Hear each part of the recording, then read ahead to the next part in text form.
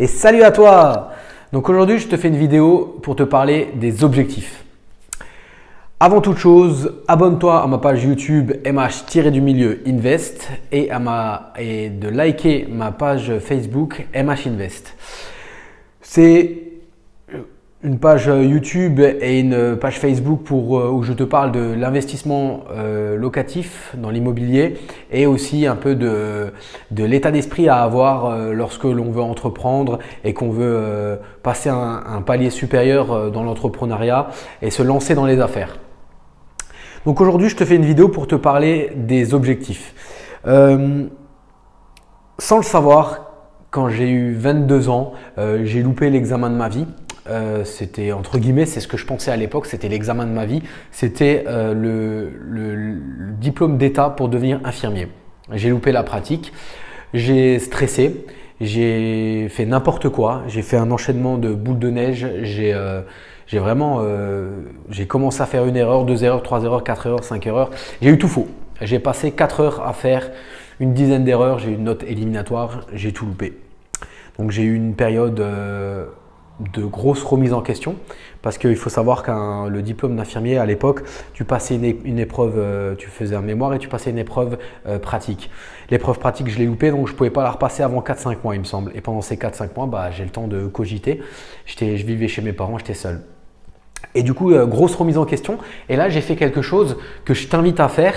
Et sans le savoir, j'étais pas du tout dans le mode développement personnel, j'étais pas du tout dans le mode investisseur, j'étais plutôt dans le mode déprime. J'ai pris mon ordinateur et j'ai fait une liste de choses que je voulais avoir fait avant mes 30 ans. J'avais 22 ans, il me semble, à l'époque. Donc j'ai fait une liste et cette liste-là, en fait, quand je me suis intéressé au développement personnel il y a environ 1 an ou 2, j'ai ressorti cette liste et j'ai vu que j'avais validé presque tout à 95%. 90% j'avais tout validé. J'ai juste une seule chose, je voulais faire du SMUR et je n'ai jamais eu l'occasion de faire du SMUR, mais j'ai quand même validé énormément de choses. Donc pour cette année 2018, pose-toi, prends-toi le temps, prends une feuille, prends un stylo et écris tes objectifs pour l'année. Ne mets pas des objectifs non plus trop hauts, je vais m'acheter 15 appartements, je vais créer 5 sociétés, mais note-toi ce que tu veux faire pour l'année 2018 et par exemple sur les 10 prochaines années. Fais-toi une colonne année 2018 sur 1 an et jusqu'en 2028 sur 10 ans. On surestime ce qu'on peut faire sur 1 an, mais on sous-estime ce qu'on peut faire sur 5 voire sur 10 ans. C'est fou, quand j'ai écrit cette liste, je l'ai écrit, voilà, je l'ai plus jamais regardé en plus, je me souvenais même plus l'avoir écrit et c'est que le jour où je me suis intéressé sur le développement personnel, où je me suis formé moi-même, où on m'a expliqué qu'il fallait aussi noter noir sur blanc ses objectifs, que j'ai réalisé que ouais merde, à 22 ans, j'avais déjà fait une liste en fait. Inconsciemment, je m'étais déjà fixé des objectifs quoi.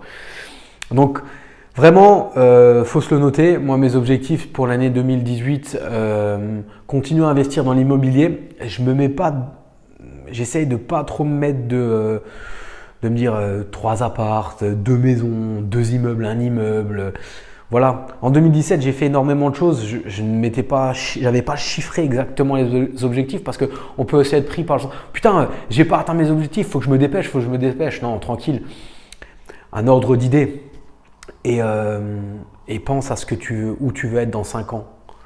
Moi, dans 5 ans, je voudrais que mes deux commerces soient optimisés au maximum, que les remboursements de crédit se fassent, que mes salariés soient heureux. J'essaye de leur rendre au maximum. Ils travaillent pour moi, j'essaie de leur rendre au maximum. J'essaye au fur et à mesure que les années passent de les augmenter. J'essaye de leur donner des primes quand il y a des mois où je fais un meilleur chiffre d'affaires que d'autres. J'essaye à titre personnel d'optimiser mon cabinet infirmier, de toujours avoir des patients, de travailler correctement dans de bonnes conditions, de leur rendre, de les soigner correctement pour qu'ils soient contents de moi. ce qui engendrera que moi je serai content de moi-même aussi. Et puis au niveau de l'immobilier, ouais, continuer à investir dans l'immobilier, continuer à monter des projets. C'est très enrichissant quand même de faire des visites, de faire des offres. C'est très excitant aussi, je veux dire, dans le sens où lorsqu'on négocie, vraiment faire la négociation pure et dure pour un offre, c'est vraiment bien. Donc ça, c'est vraiment sur l'année 2018. Après, sur les 5 prochaines années, pouvoir avoir un peu plus de temps parce que le fait de travailler beaucoup, j'ai pas forcément le temps de voyager. J'aimerais pouvoir voyager en famille et puis surtout toujours remercier tous les matins quand je me lève d'être en bonne santé, d'avoir une famille autour de moi, d'avoir des parents, des beaux-parents, d'avoir des amis autour de moi parce que ça aussi ce qui fait que on est épanoui. Si on veut réussir dans le travail, il faut être aussi épanoui personnellement. Il faut que son intérieur soit dans de bonnes conditions pour pouvoir après que l'extérieur soit meilleur. Donc fixe-toi des objectifs, note tes objectifs, ne mets pas la barre trop haut. Tu peux toujours les revoir et puis tu dis putain au bout de 6 mois, waouh cool, j'ai réussi à faire 80% des objectifs que je m'étais noté, il me reste encore 6 mois, bah c'est cool, c'est bien, avance, continue. Mais on surestime ce qu'on peut faire sur un an, mais on sous-estime ce qu'on peut faire sur 5 ans. Donc voilà, fonce. Passe à l'action. Moi, je passe à l'action tout le temps. Voilà, aujourd'hui, j'ai décidé de faire des vidéos. Je fais des vidéos, je les publie sur YouTube, je les publie sur Facebook. J'essaie de t'apporter de la valeur. J'ai investi dans un trépied, j'ai investi dans un micro, j'ai investi dans un deuxième micro.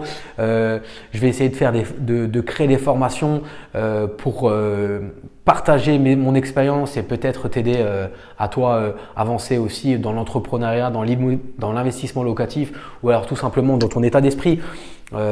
Si moi quand j'avais 22 ans et que j'avais écrit cette liste, j'aurais pu regarder sur internet des personnes qui parlent de développement personnel ou d'entrepreneuriat parce que j'avais toujours ce sentiment que je n'avançais pas. Je prenais toujours cette métaphore, j'ai l'impression que le train de la vie y passe et que moi je suis sur la gare en train de le regarder passer.